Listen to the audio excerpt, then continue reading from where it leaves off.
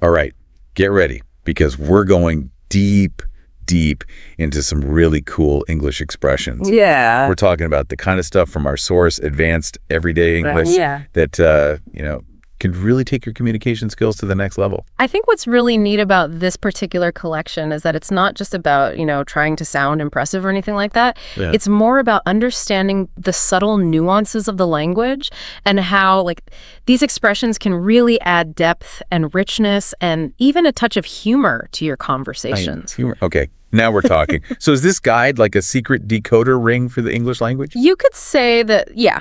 Take the phrase off the record, for example. Most people, they think it just means confidentiality, but there's so much more to it than that. I mean, if you really think about it, it can create, some pretty interesting dynamics. Interesting. Especially when you're talking about power and trust. Okay, so how does off the record become about power dynamics? Well, just think about this. The source gives an example of a mortgage consultant who advises a client to go to their own bank for better interest rates.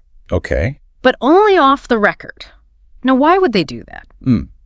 Are they genuinely trying to help the client? Or is there something else going on there? Right. Maybe a way to undermine their own company. I mean, that's a good point. Suddenly it just gets a lot more complicated. It does, yeah. Who benefits the most from this kind of off-the-record advice? Right. Is it genuine goodwill, or is it a power play? Yeah. And that's what I think makes these advanced expressions so interesting. Okay. They operate on multiple levels. Right. And they can reveal a lot about the speaker's intentions. This is like linguistic chess. It is. All right, this deep dive is blowing my mind already. But let's move on to a word that I think we often use without fully appreciating it. Okay. And that word is outgoing. We all know it describes someone who's, sociable, Sure. extroverted. Yeah. But I feel like there's more to it than that. There is a lot more to it. Outgoing can also refer to expenses, right? If you're, calculating the outgoing costs on a property. Right. Or it can also describe like a departing official. Interesting. Like an outgoing president. Picture a job ad. Like they're looking for an outgoing sales assistant. Yeah. And then in another situation, picture a town saying farewell to their outgoing president. Yeah. Wow. Very different situations. It's all about context, isn't it? It is, yeah. The same word can completely change its meaning depending on the situation. Yeah. So how do we make sure we're using these words correctly? Well, that's where, continuous learning comes in. Brushing up, as the source calls it. Right. It's important, whether it's, language skills or a specific subject, or just staying up to date on current events.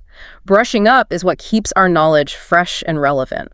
So it's not about just cramming in all this information and then, calling it a day. No. It's about updating, refining what we know. Yeah. I like that. It is, yeah. It's Yeah. like a much more sustainable approach. It really is. Okay. Yeah. And speaking of approaches, let's get into the world of touchy subjects Okay. and people. We all know someone who's a bit sensitive, right? Yeah.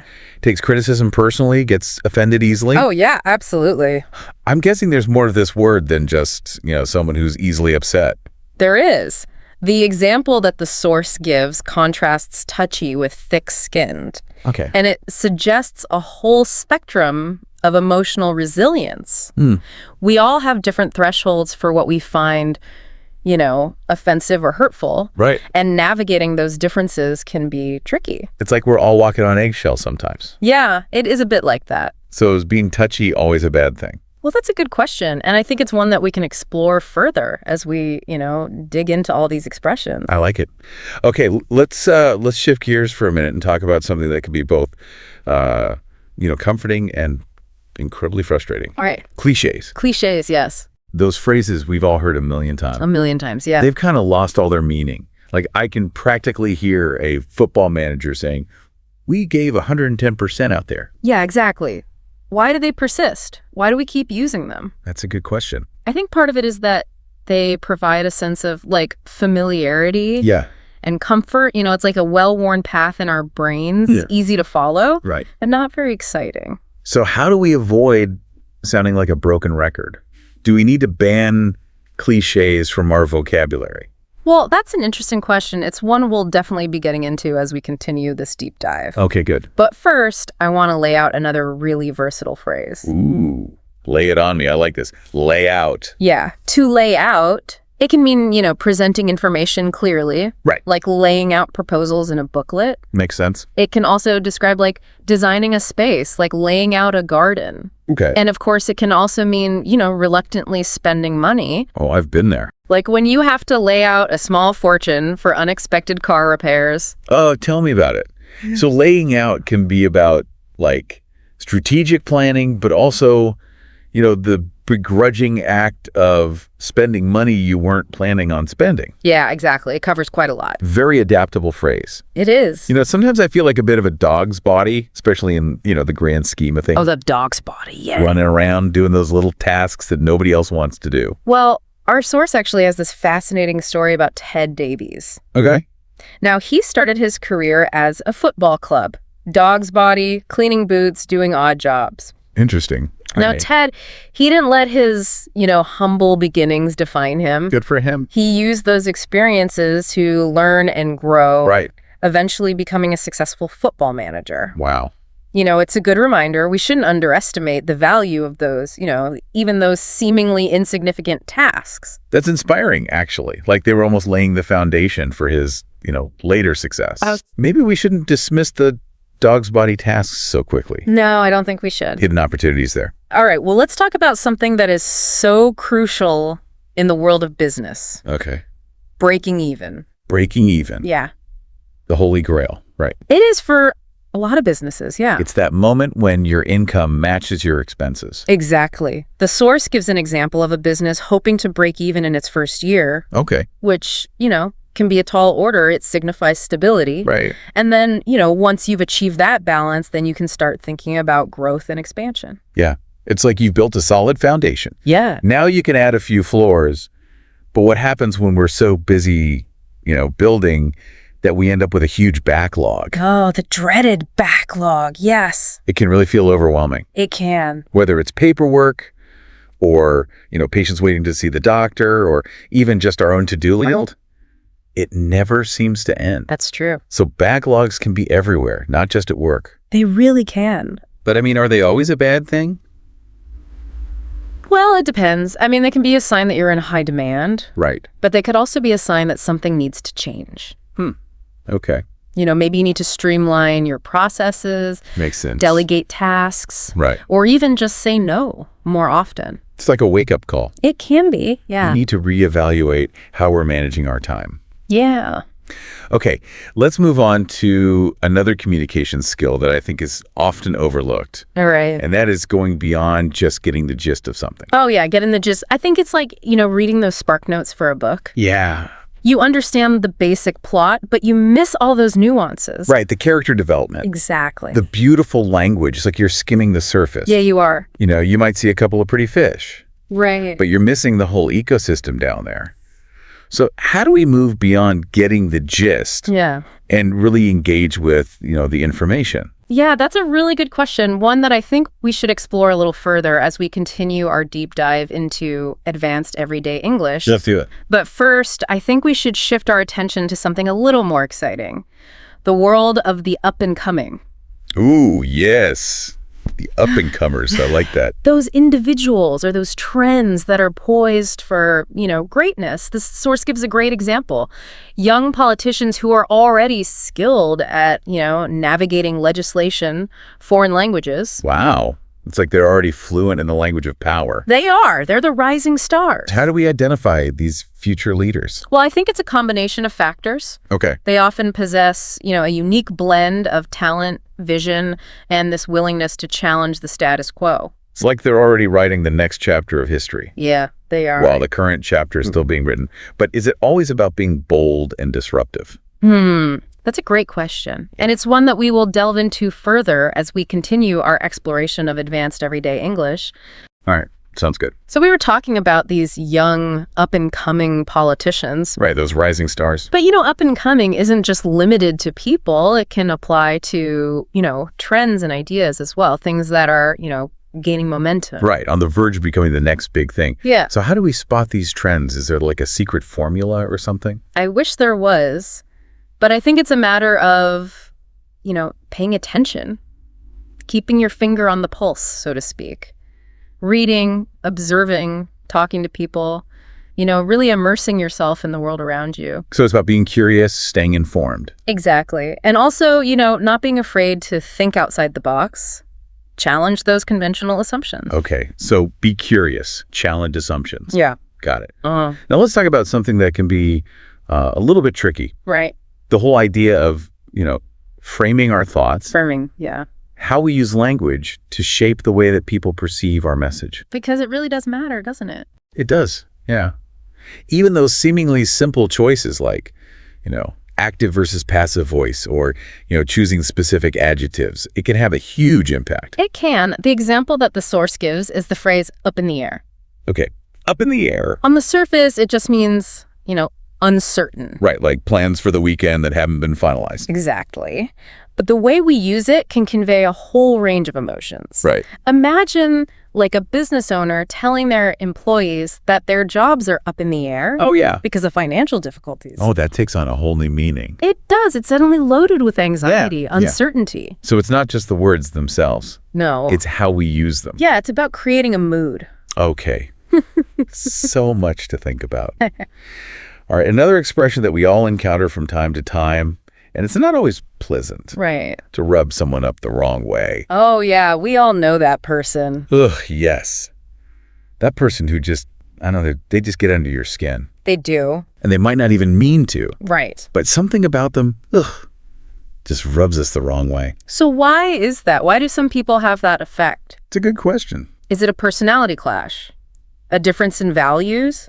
Who knows? The phrase itself, though, rubbing someone up the wrong way, really does suggest a kind of fundamental incompatibility. Right, yeah. Two gears grinding against each other. Oof, yeah.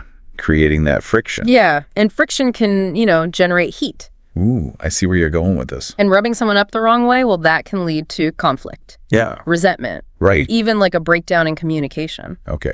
I'm going to try to be more mindful about how I'm rubbing people. Yeah. And speaking of breakdowns, let's talk about that moment when we finally reach our breaking point. The final straw or the last straw. Yes, it's that one event or action that just pushes us over the edge. Right. Like, I don't know, you've been putting up with a lot of nonsense. You have, yeah. And then suddenly there's this one thing and that's it, I'm done. Exactly. You've had enough. It's like that old saying, the straw that broke the camel's back. It really is. So how do we know when we've reached that point? That's a really good question, an important one too. And I think it's something we should talk about more as we continue our deep dive into advanced everyday English. Okay, sounds good. But first, I want to focus on another really crucial communication skill. Okay. The ability to weigh up different sides of a situation before making a judgment. Weigh up. Okay, what does that mean to weigh up something? Well, it means taking a step back. Okay. Gathering information. Right. Analyzing the pros and cons. Looking at it from different angles. Exactly. And, considering different perspectives before you actually reach a conclusion. It's like being a judge. You have to examine all the evidence. You do. Before making a ruling. And that process of weighing up, it's so important. I can see that. Especially in those really complex situations. Yeah, where there's no easy answer. Yeah, it's about being thoughtful and deliberate. Okay, but sometimes even after we've, weighed up all the options, we still need more information. Right. So how do we draw out that information from someone who might not be so willing to share? Drawing out information. That is a skill. It is, yeah. You need finesse, you need strategy. It's like being a detective. It is a bit like that. You have to ask the right questions. Right. Create a sense of trust. Okay. Be patient. Let the information kind of come out naturally. Exactly. And that's such a valuable skill. It is, yeah. In all aspects of life, from personal relationships to professional negotiations. It's about connection. It is. All right. Well, sometimes I have to admit I feel completely baffled. Baffled, yeah. By certain situations, certain concepts. It's like my brain just hits a wall. Oh, we've all been there. Yeah. Those baffled moments. What is going on? Exactly. Like you're just lost in a maze. Right. With no way out. But is being baffled always a bad thing? That's a great question. And it's one that we can explore further as we delve deeper into advanced everyday English. Okay, let's do it. But first, I think we should shift our focus a little bit and talk about the importance of sometimes keeping a low profile. Keeping a low profile. Okay, I like that. Yeah. It's about, blending in. Right. Flying under the radar, avoiding unnecessary attention. So why would someone choose to do that? Is it weakness? Or is Right. it strategy? Ooh, good question. So when is it a good idea to keep a low profile? And when should we, stand up and be noticed? Those are good questions. They are. And they're questions we'll definitely address as we continue to explore advanced everyday English. Okay, good. But for now, I want to dive into a phrase that I think we all relate to, especially in today's, crazy busy world. Uh-oh, I know where this is going. The dreaded backlog. Oh, the backlog, that ever-growing mountain of stuff. Yes. Emails, tasks, just responsibilities. It never ends, does it? It really doesn't. So the question is, are backlogs always a bad thing? That's a good point. Maybe they're a sign that we're, in high demand. Could be. We're just so popular we can't keep up. Right, that's one way to look at it.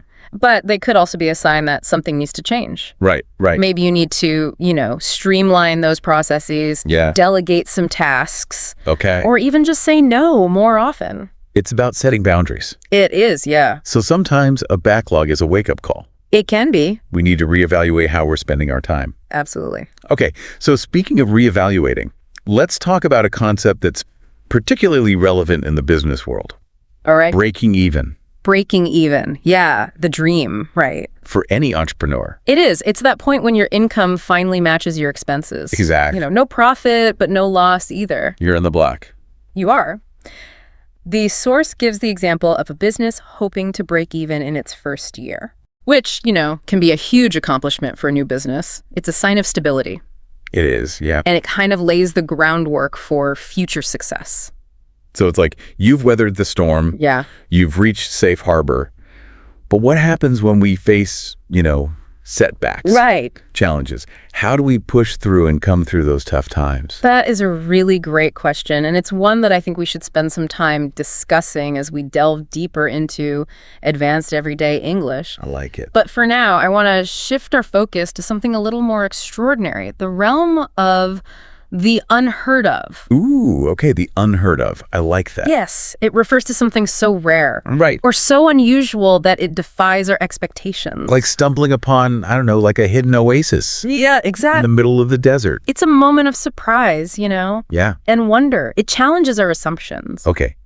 So how do we respond to the unheard of? Do we embrace it? Or do we, kind of cling to those familiar ways of thinking? I think that's a really interesting question, and honestly, it's one that we could probably spend hours debating. I bet. But for now, I want to switch gears a little bit and talk about a phrase that often walks this, fine line between humor and hurt feelings. To give someone stick. To give someone stick. Okay. It basically means to tease Right. or make fun of someone. Right. But it can so easily backfire if you're not careful. Yeah. I mean, it's like, those friends who they love to poke fun at you. Yeah. But sometimes their jokes hit a little too close to home. They do, yeah. So how do we master the art of, giving stick without causing offense?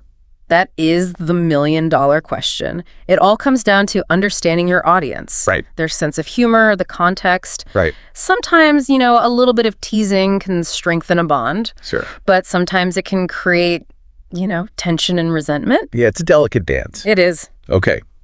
Speaking of delicate, let's Yeah. talk about a phrase that captures that feeling of being stuck in a state of limbo. Okay. Up in the air. Up in the air. Yes. That frustrating feeling of not knowing what's going to happen. Right. The source mentions it in the context of, a business decision Right. that hasn't been finalized yet. Okay. And it leaves everybody, feeling a bit uncertain, a bit anxious. Yeah. It's like waiting for those exam results. Ugh. You're on edge. You're anticipating the outcome, but you have no control over it. You're just stuck You are. in this holding pattern. Yeah. So is there anything we can do about that? Well, that's another really good question, and it's one that we can unpack further as we explore advanced everyday English. Okay. Sounds good. But for now, I want to shift our attention to another situation that can be equally unsettling, Okay. being out of one's depth. Ooh, I've been there. It's like being thrown in the deep end Right. when you don't know how to swim. Exactly. You're surrounded by all these experts, Yeah. and they're speaking a language that you barely understand. Oh, I know that feeling. But is it always a negative experience? Well, that's a question worth exploring. Yeah, it is. But for now, I want to talk about the more practical side of things. Yeah. How do we navigate those moments when we feel out of our depth? Right. Do we try to, fake it till we make it? Yeah. Or do we admit our limitations? And seek help. Exactly. Ask for guidance. But, we shouldn't forget about those who are often tasked with those, less glamorous jobs. Right. The dog's bodies of the world. Yeah, the dog's body. Our source reminds us that even those seemingly, menial roles Right. can be such valuable learning experiences. Okay. Remember the story of, Ted Davies, the football club dog's body, Yeah. who went on to become a successful manager. Right. He climbed the ladder. He did. And, those early experiences, even though they weren't glamorous, Right. they gave him such a strong foundation. Okay. And a really deep understanding of, how the organization worked. It's like those tasks were like secret training missions. They were preparing him for bigger things. Yeah. Maybe those less glamorous jobs are just hidden opportunities. They could be. All right. Speaking of opportunities, let's talk about a phrase that captures that feeling of finally grasping a complex concept, to get one's head around something. Yes, that aha moment. Yes. When the fog clears, Yeah. it all makes sense. It clicks. It does. So how do we get to that point? Is it intelligence? Persistence? Yeah. Just dumb luck? Another great question, and I think it's one that deserves a lot more discussion. Okay. But for now, I want to shift gears a little bit. All right. And talk about a phrase that really does require a leap of faith Okay. to give someone the benefit of the doubt. Ooh. The benefit of the doubt. Yeah. Choosing to trust someone, even when you have those nagging doubts. You do. So when is it wise to do that? When should we trust our gut? Right. Proceed with caution. Yeah. Our source highlights the importance of, extending trust, but also warns us against being, too naive, Right. too easily manipulated. It's like walking a tightrope. It is. You need balance, but you also need to be aware of the potential pitfalls. Okay. Finding that sweet spot. That's tough. Speaking of tricky, let's talk about a phrase that's all about, playful teasing, All right. lighthearted banter. Okay. To take the mickey out of someone. Oh, take the mickey. Yeah, that's a very British expression. It is. It's about poking fun, Yeah. but not being mean. No, not malicious. Right. So how do we walk that line? Well, like any kind of humor. Right. It's about being mindful of the other person's sensitivities. Right. And, not crossing that line into bullying or cruelty. So it's like friendly sparring. It is. You're aiming for those playful jabs, Yeah. not a knockout punch. All right. Speaking of time, let's talk about a phrase that captures that feeling of being completely absorbed, Okay. to lose track of time. Oh, lose track of time. We've all been there. We have. You're engrossed in a good book. Right. Or you're having this amazing conversation. Yeah. And then boom, suddenly hours have gone by. They just disappear. It's like stepping into a time warp. It is. You emerge feeling refreshed, but also kind of disoriented. Right. Like, where did the time go? Exactly. But is losing track of time always a good thing? Or is it sometimes a sign that, we're avoiding something important? That is a really good question. And to be honest, I think it's one that requires a lot more thought and consideration. Yeah. But for now, I want to shift our attention to another aspect of communication. Okay. The unintended consequences of our actions. Ooh, the unintended consequences. Because sometimes, we say or do things Right. without fully realizing the impact they might have. Right.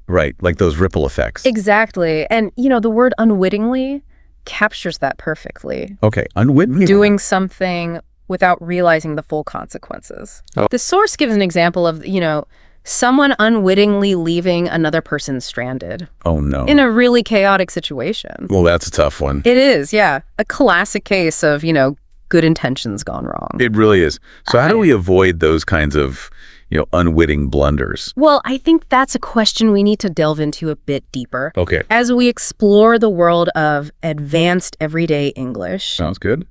But first, I want to focus on a phrase that really does capture that feeling of finally letting go. Okay. Of something that's been weighing on our minds. Right. To get something out of one's system. Get it out of your system. I love that feeling. Oh, it is such a relief. It's like purging those, toxic thoughts or emotions Exactly. that have been building up. Just clogging up your mental space. Yeah.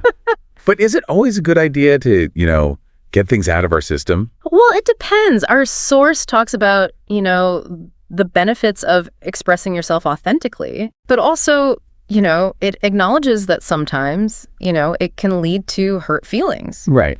Or unintended consequences. It's like handling, a really delicate piece of china. You have to be careful. You do. You don't want to drop it. Okay, so it's all about finding that balance. It is. All right. Speaking of delicate situations, let's talk about a phrase that captures that feeling of, unease, instability. Okay. Unrest. Unrest. Yeah. We often use that to describe, social or political turmoil. Right. When tensions are high, Yeah. people are on edge. The source actually mentions unrest in the context of, a protest. Okay. That escalated into violence. Wow.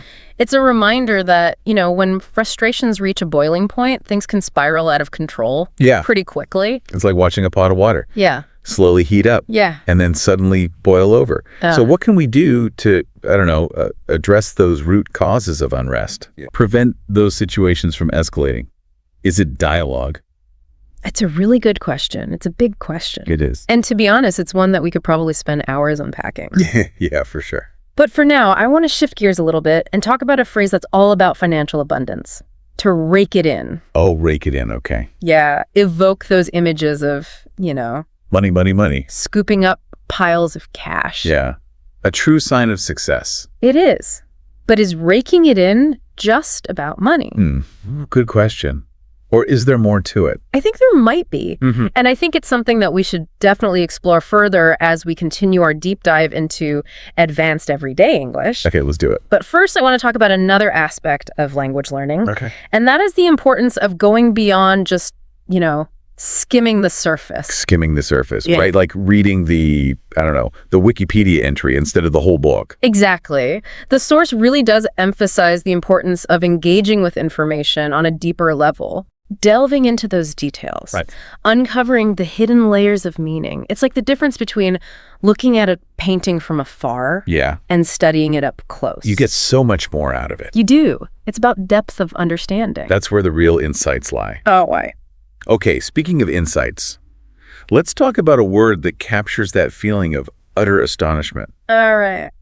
Gobsmacked. Gobsmacked. It's like being struck by lightning. It is. You're just speechless. Yeah. You're in shock. The source uses gobsmacked to describe someone's reaction to, an unexpected turn of events. Right. Pure surprise and disbelief. Exactly. Like, winning the lottery. Oh, yeah. Yeah. You're happy, You are. but you're also in shock. You are. It's a lot to process. But, let's not forget about those things that were once all the rage, Right. but have now kind of faded into obscurity. Okay. The source uses the term passé Passe. Yeah. to describe something that's just, outdated. No longer fashionable. Exactly. It's like, that old song Yeah. that you used to love. Right. But now it just makes you cringe a little. Makes you cringe. Passe evokes that sense of nostalgia. It does. But also, the recognition that times change. Right. Tastes change. What was once cool is now, yeah. Now it's just embarrassing. Yeah. Like looking at old photos of yourself. Exactly. Oh. What was I thinking? Okay, speaking of cringeworthy, let's talk about a word that really captures that feeling of, visceral disgust. Oh, okay. Squeamish. Squeamish, yeah. It's like, you see something gross. Right. You just want to look away. You want to run away. The source uses squeamish to describe, someone's reaction to the sight of blood Yeah. or gore. It's like that, It's that physical reaction. Yeah, it's like your stomach is doing flips It is. and you just want to escape. So is squeamishness just a physical reaction? Well, that's a really interesting question. And I think it's one that we could discuss at length. For sure. But for now, I want to shift our focus to something a little bit different. Okay. The importance of not dwelling on negative experiences. Ooh. Not dwelling on the negative. Yeah. Because we all do it, don't we? We do. We get stuck in those loops, Right. replaying past mistakes, Yeah. worrying about, what might happen. The what ifs. The what ifs. And our source really emphasizes the importance of focusing on the present, Right. letting go of the past. Easier said than done sometimes. It is. But dwelling on negativity, it just drains our energy. It does. And it prevents us from embracing those new opportunities. It's like carrying around a backpack full of rocks. It is. It weighs you down. Okay. So we need to lighten our mental load. We do. Focus on what we can control. Absolutely. But sometimes, even when we're trying to be, positive, we need a little extra boost. Yeah, we do. Our source suggests that we might need to psych ourselves up. Oh, psych ourselves up. Okay. Yeah. Like a pep talk. Exactly. For a challenging task or, a difficult situation, Right. it could involve visualization, Right. positive affirmations, Okay. or even just, taking a few deep breaths. Right. And reminding ourselves that we can do it. Exactly. It's about finding that inner strength. Okay. So we've psyched ourselves up, We have, but then we encounter, resistance or opposition. right? So when do we stand our ground Yeah. and when do we back down? That is a tough one. And our source talks about the strategic importance of, knowing when to fight Okay. and knowing when to retreat. Makes sense. Because sometimes backing down, it's not a sign of weakness. Right. It's a strategic move Yeah. to preserve your energy for, more important battles. It's like choosing your battles wisely. It is. It's a valuable skill. Okay. Well, speaking of things that can, drive us a little crazy, let's talk about a phrase that captures that feeling of utter exasperation. Right? To do one's head in. Oh, to do one's head in. That moment when you're ready to scream into a pillow. You are. What is going on? The source uses it to describe, that feeling of just being utterly overwhelmed, Yeah, driven to distraction. like your brain is on overload. It is. It needs a break. Yeah.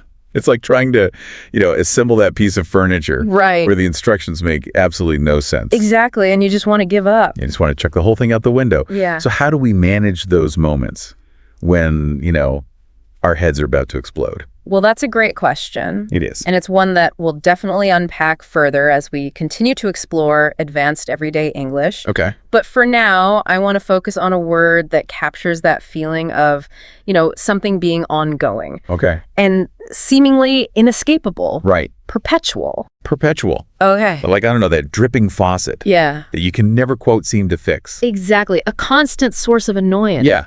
It's like a little reminder that, some problems just don't go away. They don't. But is perpetual always negative? Ooh, good question. Could it be positive? I think it can be. It can also be used to describe things that are enduring, Okay. reliable, like, the perpetual cycle of the seasons. Right. Or, the perpetual bond of friendship. So it's all about perspective. It is. Sometimes what seems like a curse is actually, a blessing. It can be. Okay.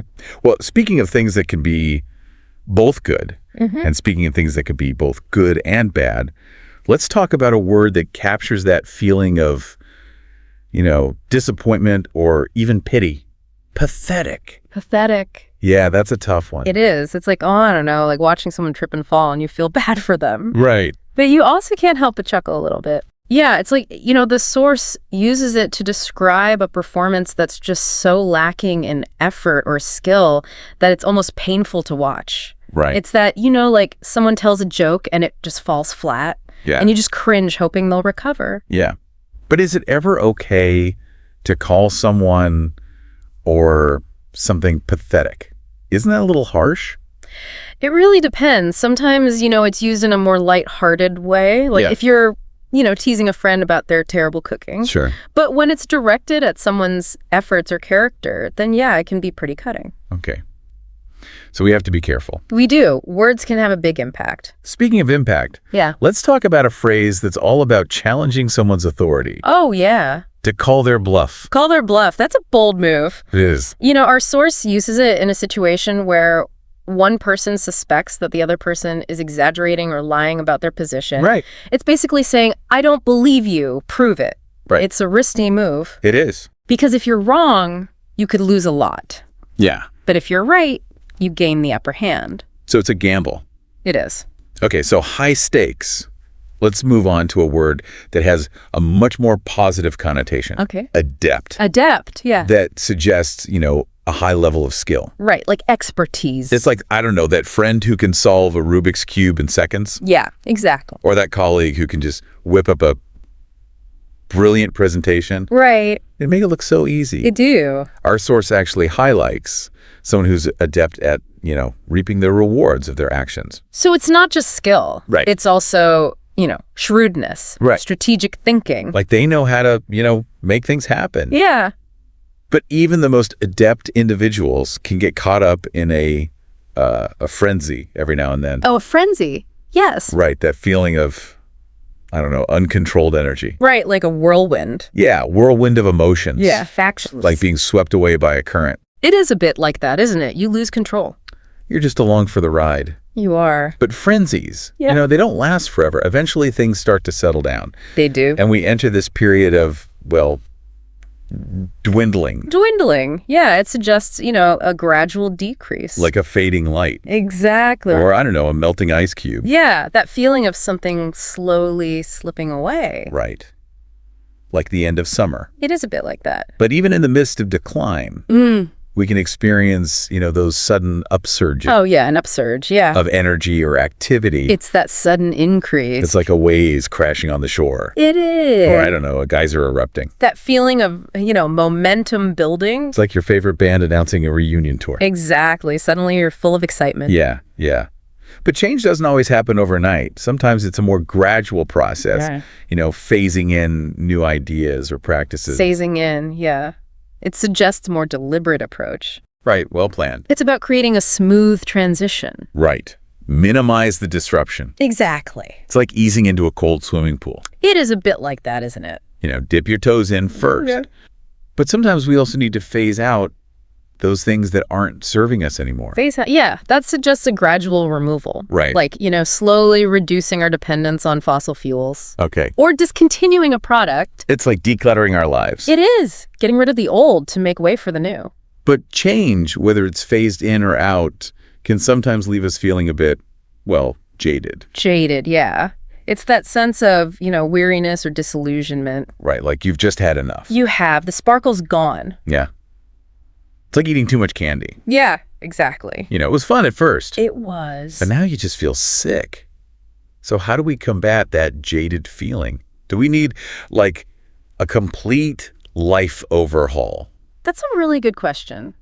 I mean, that's probably a topic for a whole other deep dive. Yeah. It is. But for now, I want to focus on a word that I think is often used in a very positive light. Okay. Pledge. Pledge. It suggests a very solemn promise. Right. Like the oath a doctor takes.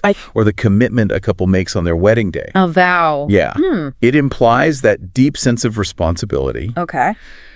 The source mentions a politician making a pledge to support up-and-coming politicians. Right. And it really does highlight the importance of mentorship Right. and guidance, especially for those future leaders. Yeah, it's about paying it forward. And, I think as we wrap up our deep dive into advanced everyday English, that's a perfect note to end on. It is. It's not just about, sounding smarter or more sophisticated. No. It's about using language to connect, to inspire, to make a real difference. Absolutely. And remember, this journey of language learning, it never really ends. It doesn't. There's always more to discover, always more to learn. I like that. So keep exploring, keep learning, keep having fun with it. This has been another fascinating deep dive into advanced everyday English. See you next time for more linguistic adventures. All right, let's ditch those beach towels and grab some textbooks because we are going deep into the world of learning English as a second language today. But not your typical classroom setting, though. No, not at all. We're going to a hotel institute in Indonesia. We are headed to Indonesia Yeah. to a hotel institute. That's right. We'll be looking at a training module Oh, from the SIHI Subang International Hotel Institute wow. from back in 2020. Okay. It's called Model English Conversations.pdf, and it's designed to help aspiring hotel staff master the art of English conversation. Now, what I think is really cool about this is that it doesn't just focus on the, grammar rules. Yeah. It's got all these practical phrases and dialogues specifically for the kinds of things that hotel staff have to deal with every day. Right. Think of it as a crash course in everything from greeting guests to handling those, shall we say, spirited complaints, all while navigating the unique linguistic landscape of a hotel environment. Okay, so let's unpack the structure of this module a little bit. First off, how exactly does it approach teaching English conversation? Well, the module's main purpose is crystal clear. It's to give these hotel students the English skills they need to thrive in real-world interactions. And they achieve this by placing a heavy emphasis on what's called dry practice. Dry practice. Yeah. Is that like learning to swim without getting in the water? It's a bit like, it basically means they focus on hands-on learning through role-playing and simulations. Okay. It's all about getting the students to actually use the language in realistic scenarios as opposed to just memorizing vocabulary lists. Interesting. In fact, a whopping 70% of the curriculum is dedicated to this type of active learning. Wow, 70% they clearly believe in learning by doing. Yeah. So what sorts of scenarios does this module cover? Well, module dives right into 17 different conversational expressions covering a wide range of situations you typically encounter in a hotel. Okay, so they're not wasting any time. No. I'm dying to know more about these expressions. What are some of the most intriguing ones? Well, one that immediately caught my eye is their approach to time and calculation. Instead of saying 7.25, they teach the students to say 25 past 7. Really? Yeah, it's a small difference, but it highlights how language can adapt to specific contexts. I find that so interesting. I wonder if it's like a regional way of expressing time or something specific to the hospitality industry. That's a great question, and it really speaks to the heart of what we're exploring here. Yeah. This module provides a fascinating glimpse into how language is used in a very particular setting. Another great example of this is their section on how to describe objects. Oh, yeah. Tell me about that. I noticed they get quite specific. They do. They actually provide a very precise adjective order for describing things. Okay. Opinion, size, shape, age, color, origin, material, and finally, purpose or qualifier. Wow. So instead of just saying a nice big round table, you'd say a beautiful, large, round, antique brown Indonesian wooden dining table. Wow. That's quite a mouthful. Yeah. But I can see how that level of detail could be important in a hotel setting. It's exact. Imagine a guest has lost a piece of luggage, Uh-huh. and the staff need to communicate clearly about its appearance to find it. Right. This specific adjective order helps ensure everyone is on the same page, Okay. preventing confusion and wasted time. That makes perfect sense. It's like a linguistic system designed for efficiency and clarity in a fast-paced environment. Precisely. And this focus on practical application extends to other sections as well, like telephoning. Ah, yes. The dreaded phone call. Right. Does the module cover those cringe-worthy moments when you accidentally answer the phone in your best just woke up voice? Well, maybe not that specifically. Okay. But they do offer both formal and informal scripts for handling phone calls, which I think is brilliant. That's so smart. It's like acknowledging that there's a whole spectrum of communication styles, even within a professional environment. Exactly. For instance, if it's a potential guest inquiring about room availability, Yeah. a formal tone is definitely called for. You use polite phrases like, "Good morning, thank you for calling hotel name. How may I assist you?" It's all about creating that polished first impression. Yes. Making guests feel valued and confident in the hotel's service from the moment they pick up the phone. Right. But I imagine things get a little more relaxed when it's staff talking amongst themselves, right? Absolutely. For example, let's say you're calling a colleague about a maintenance issue. In that scenario, a more casual approach is perfectly acceptable. Okay. You might say something like, "Hey, it's your name. We've got a bit of a situation in room 205. So it's not just about knowing English, it's about knowing how to use it appropriately in different situations. Exactly. It's like having a linguistic toolbox with different tools for different jobs. That's a great analogy. You wouldn't use a hammer to tighten a screw. Yeah. And similarly, you adjust your language based on the context and who you're talking to. Yeah. And this module seems to have a tool for just about every occasion. But let's not forget about one of the most common and sometimes dreaded aspects of hotel life, dealing with complaints. Ah, yes, the complaints. Because let's face it, no matter how perfect a hotel strives to be, there will always be something that doesn't quite meet a guest's expectations. How does this module approach such a delicate topic? It tackles it head on, providing incredibly realistic dialogues for handling complaints. Really? It goes beyond simply teaching polite phrases and actually delves into strategies for de-escalating tense situations and resolving issues effectively. So they're not just teaching English, they're teaching conflict resolution skills as well. Exactly. They equip students with phrases for expressing empathy and understanding, offer solutions and apologies, and ultimately aim to leave the guest feeling heard and respected, even if their issue can't be immediately resolved. That's so important. It's like they're recognizing that language can be a powerful tool for building relationships and diffusing potentially difficult situations. Precisely, and it all comes back to that core principle of practical application. Yeah. This module doesn't just teach students what to say, it teaches them how to say it in a way that achieves a specific goal. So we've got this module packed with practical phrases and dialogues, all tailored to the unique demands of the hospitality industry. But I'm curious to know more about how some of these expressions work in practice. What do you say we take a deeper dive into a specific section? I'm all for that we could explore the intricacies of describing objects, delve into the nuances of formal versus informal telephone conversations, or even analyze those complaint dialogues in more detail. So many options. Which one speaks to you the most? I'm really intrigued by that whole idea of having different communication styles for different situations, like you were saying. Yeah. Let's go into that telephoning section you mentioned earlier. I'm curious to see how they navigate the line between formal and informal language. Yeah, it really highlights how this module prepares students for that dynamic nature of communication. Yeah.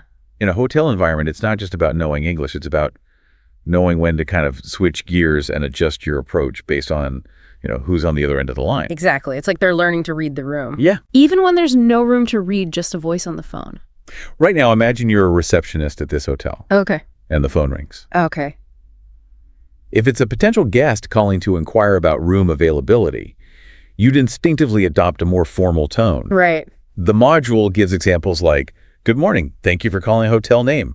How may I assist you?" It sounds very professional and polished. Yeah. Which makes sense. You want to project an image of, competence and reliability right from the start. But wouldn't that same level of formality feel a bit stiff if you were calling, say, the maintenance staff about a leaky faucet? You've hit the nail on the head. The module acknowledges this by providing a separate set of phrases for more informal calls between colleagues. Interesting. It's all about striking the right balance. You wouldn't want to use slang with a guest, but a bit of casual language with a coworker can help build rapport and streamline communication. So it's not just about sounding proper, it's about being appropriate for the situation. Right. It's like they're learning a whole new set of social cues. Right. But for the phone. It's fascinating, isn't it? Yeah. They've essentially created a mini course in telephone etiquette woven into their English language training. That's so cool. And they even sprinkle in some common slang terms to help students navigate those more casual conversations. Oh, that's right. You mentioned that earlier. What kind of slang do they include? I have to admit, I'm a little curious. Well, they use examples like grab a bite instead of have a meal. Okay. Or chilling as a shortened version of chilling out. Okay. It might seem like small stuff, but it helps students understand that language is constantly evolving and adapting to different social contexts. That's so true, and I bet it's a relief for the students to know that they don't have to sound like robots all the time. Yeah.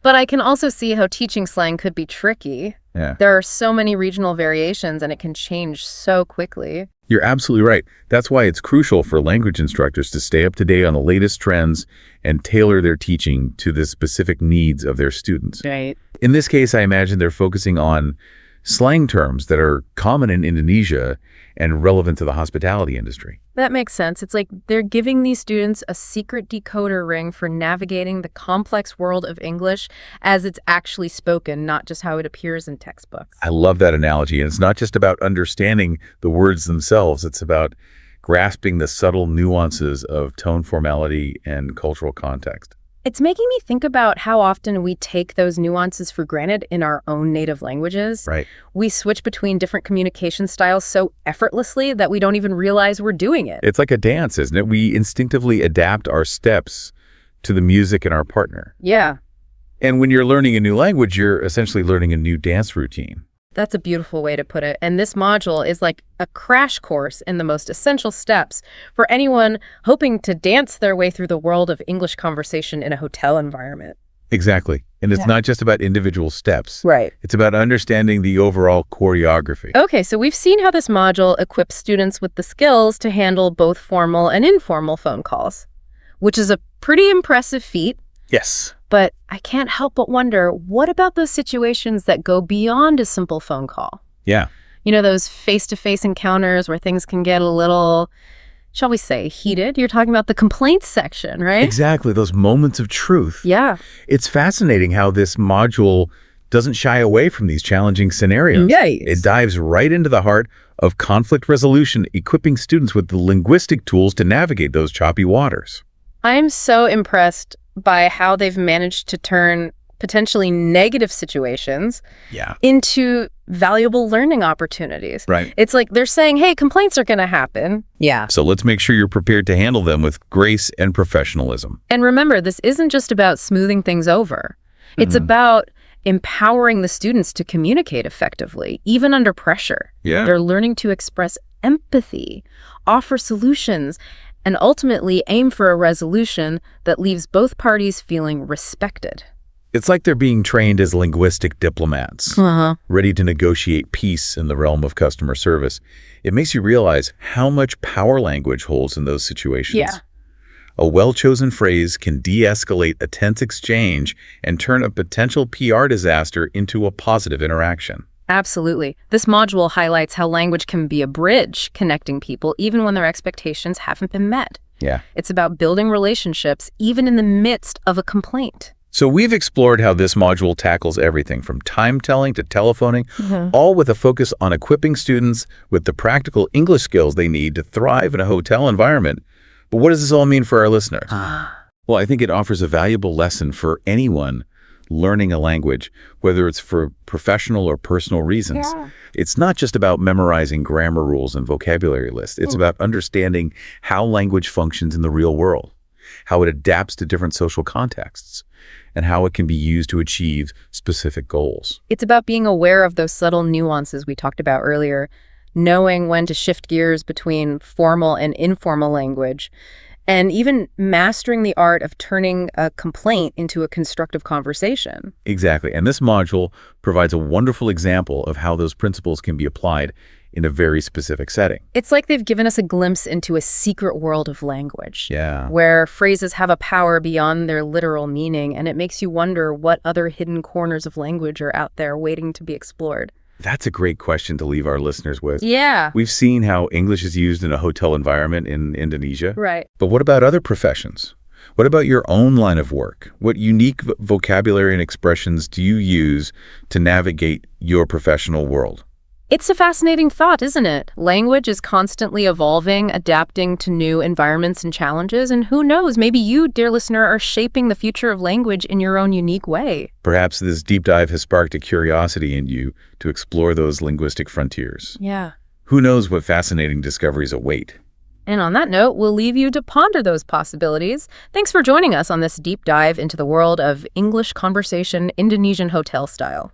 All right, welcome back to the deep dive. We're diving into advanced everyday English this time. We've got Stephen Collins' book. It's not like, your typical grammar textbook, I'll tell you that. Oh, no, not at all. Yeah. It's much more exciting than that. Yeah, it's packed with these colorful idioms and expressions, stuff you wouldn't find in, just your average English class. Definitely. What I think is so cool about this book is that it's not just defining the words, it's showing you how to use them. Right. How to actually weave them into your conversations and, add that extra layer of nuance and really make your English sound more authentic. Yeah, totally. Okay, so let's just jump right in. Okay. One that I saw, I was like, oh, to rub someone up the wrong way. I mean, who hasn't met someone who just knows how to push your buttons? Right. It's funny how that idiom really captures that subtle way that, we can irritate each other, sometimes without even realizing it. Yeah. The book gives an example of someone who brags a lot. And that rubs another person the wrong way. Yeah. It's not just being annoyed. It's a very specific type of, irritation. Right. That comes from, those personality clashes. Yeah. Or just, different opinions. Yeah, totally. It's like nails on a chalkboard, but for your soul. Yeah. Speaking of feeling irritated, how about this one? To do one's head in. Oh, yeah. Perfectly captures that feeling of being overwhelmed and frustrated. It's like, when you're trying to put together, I don't know, some furniture. Yeah. And the instructions are written in hieroglyphics or something. Absolutely. I think the book mentions how it's that, you're stressed. Yeah. But this is you've hit your limit. Yeah. You've been troubleshooting the computer for hours and you just want to chuck the whole thing out the window. Oh, been there. Yeah. And while we're talking about kind of, these big emotions, how about to be gutted? This one hit me right in the feels. Yeah. That feeling of devastation, when your team loses, in the final seconds of a huge game. Yeah, or it's such a powerful image. Yeah. Of emptiness and despair. Yeah. It's so much more like evocative than just saying, I'm sad. Right. It's that raw emotion. Totally, totally. All right, let's go to something like a little lighter, a little more fun. Okay. How about to get a kick out of something? Oh, yeah. I love that word. This one just makes me smile. Uh, It's about finding pure joy, excitement in something. Like, I don't know, you discover a hidden talent or Yeah. you try a new recipe. It's delicious. What I love about that one is the energy of it. It's Yeah. not just enjoying something. Right. It's that like burst of, Yes. pleasure Yes. from something unexpected or exciting. It's like, when you finally figure out that puzzle Yeah. you've been working on for days. And it's contagious. Yes. When someone else is genuinely excited about something. Yeah. Just get swept up in it. Absolutely. Okay, this next one, I feel like it's a little tricky. To be past it, I feel like this is often used humorously Right. to suggest that, someone's getting a little too old for something. But there's a fine line, I think, between like playful teasing and then, unintentional offense. Yeah, you're right. The context is everything. It's Yeah. all about the intention. Yeah. And, it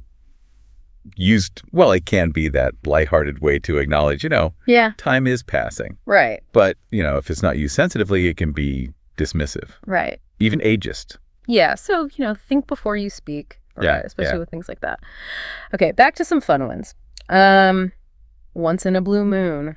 This one's pretty self-explanatory, right? It's Yeah. something that happens very rarely. Yeah. What I find interesting is the book highlights how it's often used when people are like complaining Right. about how infrequent something is. Yeah. Like they're emphasizing the frustration. Yeah, totally. Like, oh, this amazing thing happens so rarely, I might as well just give up all hope. Exactly. Yeah.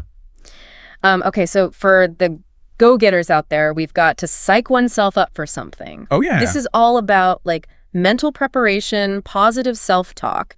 Like when you're facing a challenge. It's about using, your mind to influence how you're going to do. Right.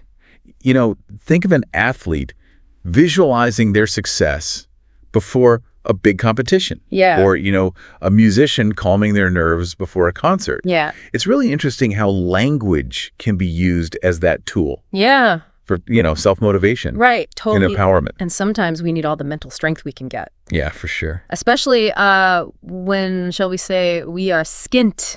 Oh, skint. I love that word. I love that word. Such a colorful way to say broke, short on money. And using slang like that well, Yeah. it could really demonstrate, that you have a grasp of informal English. Right. You're comfortable with that more playful, expressive side of the language. Absolutely, yeah. Speaking of expressive language, how about clutching at straws?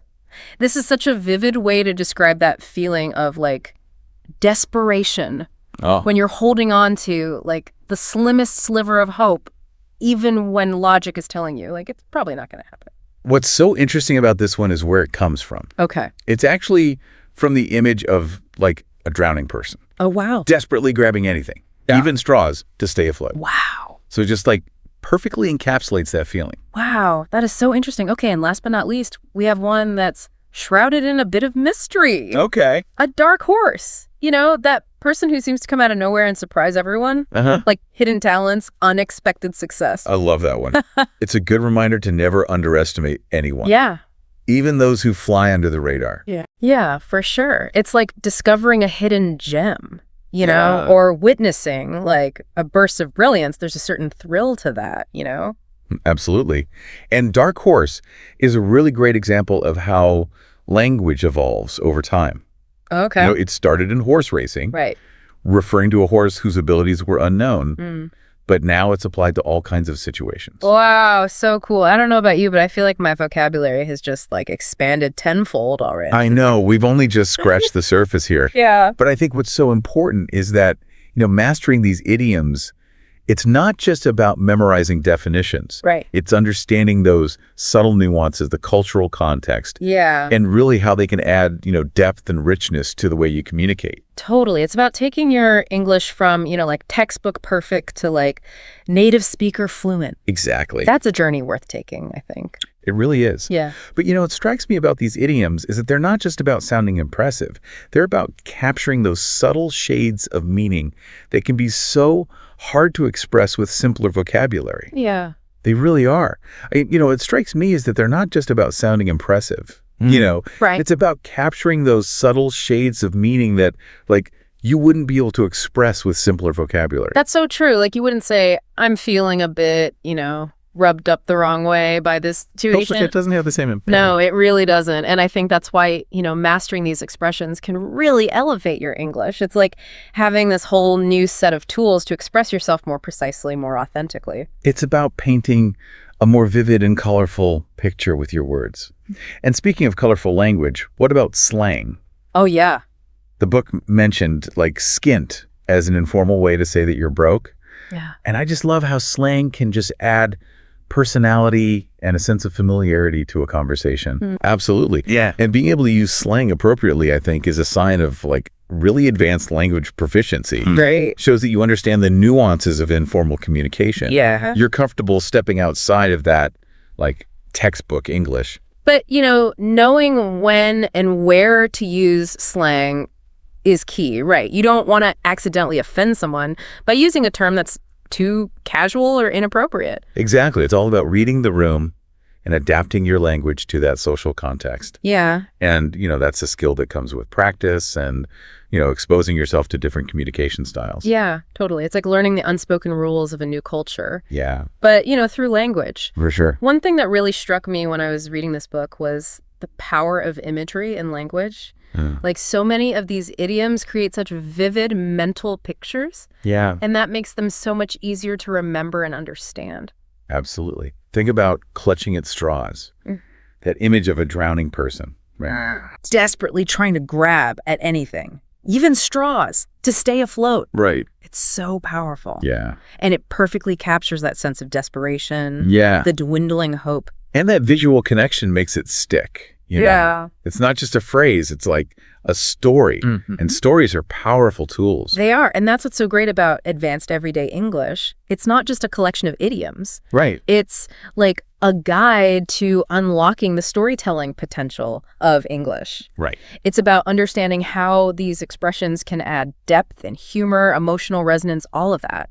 It's about taking your English to the next level, where you're not just speaking the language, but you're wielding it Exactly. with confidence and finesse.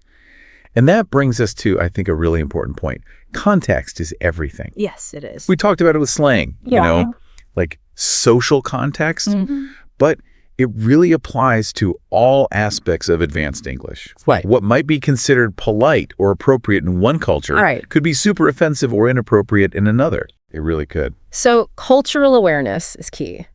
You can't just learn a list of words and phrases. You have to understand the nuances of how they're used Exactly. in different situations and across cultures. That's where resources like this book can be so helpful. Right. They're not just giving you the vocabulary, they're giving you the insights Right. into how it's used. Like having a cultural guidebook, alongside your dictionary. So let's dive into some specifics here. Remember to be past it. Yeah. We talked about how this phrase can be both playful and potentially offensive, Right. depending on the intention, the relationship between the speaker and the listener. Right. In a group of friends who are close, it might be a harmless way to tease someone about getting older. Right. But in a professional setting, Yeah, or if you don't know the person well, could be perceived very differently. totally. So knowing your audience is so crucial, and I think that sensitivity to context, that's a hallmark of truly advanced English. It really is. It shows you're not just fluent in the language, you're fluent in the culture, Yeah. the social norms. It's about going beyond the textbook Yeah. and developing that intuitive understanding of how language works in the real world. And that intuition comes from, exposure, practice, being willing to, like, embrace the complexities of language and culture. It's a journey, not a destination. And speaking of journeys, I'm curious, have you ever had any personal experiences where you realized the importance of understanding the cultural context of language? Many times, actually. It makes you realize how much our language is a product of our culture. Yeah. You know, what seems totally natural to us can sound really strange to someone else. It's like you're seeing your own language, like, for the first time, like with new eyes. Exactly. Noticing all the, like, little quirks and things that you've just always taken for granted. Exactly. I remember one time I was trying to explain the word "saudade" to a friend who's an English speaker, and there just isn't, like, a direct equivalent in English. For that feeling of longing and melancholy for something that's gone. Yeah, I've definitely run into those kinds of like untranslatable words in other languages too. It makes you realize that language is so much more than just a communication tool. Right. It's a reflection of a culture's values and beliefs and even like their emotional landscape. It really is. And that's what makes learning a new language so cool, you know? Yeah. It's not just about the vocabulary. It's about broadening your understanding of the world. Right. And how other people experience it. Yeah, it's like you're opening a window into another culture's soul. I love that. And speaking of expanding our understanding, I think we've covered a lot of ground today in this deep dive into advanced everyday English. We've explored idioms. We talked about slang and the importance of cultural context. Yeah, we went beyond the simple definitions and really got to the heart of what it means to master a language. Right. It's so much more than just speaking correctly. It's about effective communication, expressing yourself authentically, really connecting with people on a deeper level. It's about using language as a tool for like creativity and empathy and understanding. Couldn't have said it better myself. Yeah. And remember, everyone, the learning never stops. Keep exploring, keep learning, keep having fun with the language. Yeah. And who knows, maybe one day you'll be the one sharing your own like untranslatable expression with the world. We hope this deep dive has inspired you to like continue on your own language learning adventure, and we'll see you next time on The Deep Dive.